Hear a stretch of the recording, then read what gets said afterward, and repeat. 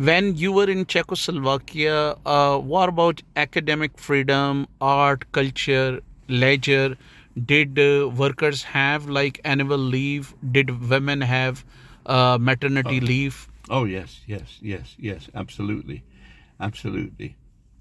Um, Women were given a minimum of 6 months maternity leave, often, or usually, in fact, from before the birth until quite a long time after. And the job that they had left had by law to be kept for them, I think, for up to 3 years. So, if, for example, a woman had that amount of time off on maternity leave, but decided that they wanted to remain with their child and not put them into a creche, but they wanted to bring them up for the first 3 years on their own, they could do that. There was a sliding scale of benefits which reduced and reduced, and I think at some point there was nothing left.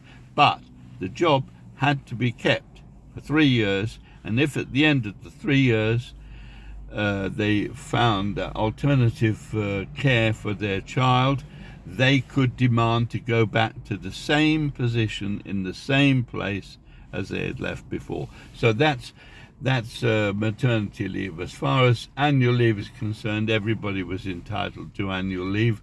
I don't know exactly whether there was a sliding scale based on length of service. I'm not sure about that, but I know that everybody had a minimum of, I think, 3 weeks or four, uh, and for annual leave. So yes, in terms of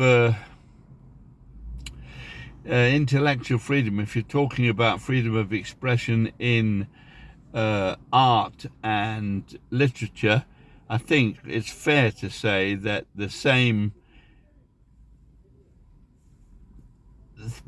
restrictions occurred vis-a-vis the political expression. So whether you were expressing that in a newspaper or you was setting up a soapbox on a street corner, or you were writing a book or a play, or making a film, or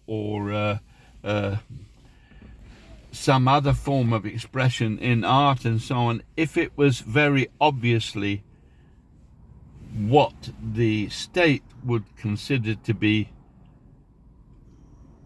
anti-party, I think there will have been some problems about that. And this is the dichotomy, I think, between these regimes that, on the one hand, have solved a lot of capitalism's intractable problems of employment and welfare, but on the other hand, they have this downside. Now, as I say, there are many people in capitalist countries that would find that intolerable. And we know there are plenty of examples of playwrights and authors and filmmakers and artists who were not prepared to live within the restrictions that those regimes erected, and chose to leave and to go and work in the capitalist West. Hmm. Um, that's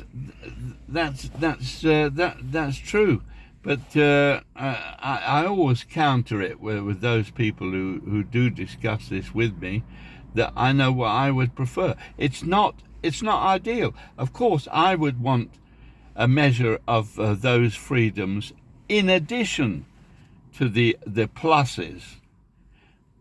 But if I had to choose between all those things and just the right to express myself freely, I would certainly choose the other one. And the majority of people don't care. They ought to care, but they don't care about these finer points. Did you witness that ordinary working class people were in a position to enjoy art, culture? Would they go to theater? Oh yes, in fact there was more than just an encouragement.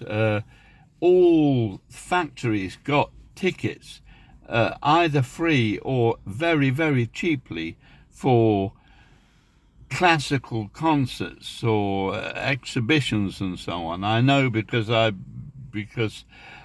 was working for an international trade union organization, and I also had those facilities, you know. Hmm. And I saw some fantastic things when I was there for very, very little money. And all those things were subsidized. Records, for example. So if you want, I mean, again, you know, some people would disagree. If you wanted to buy a piece of Baroque Czech classical music, you would pay a very small price for a record of that. If, on the other hand, you wanted to buy some Tamla Motown or American rock stuff, the record would cost at least twice or three times as much. Hmm. Positive discrimination.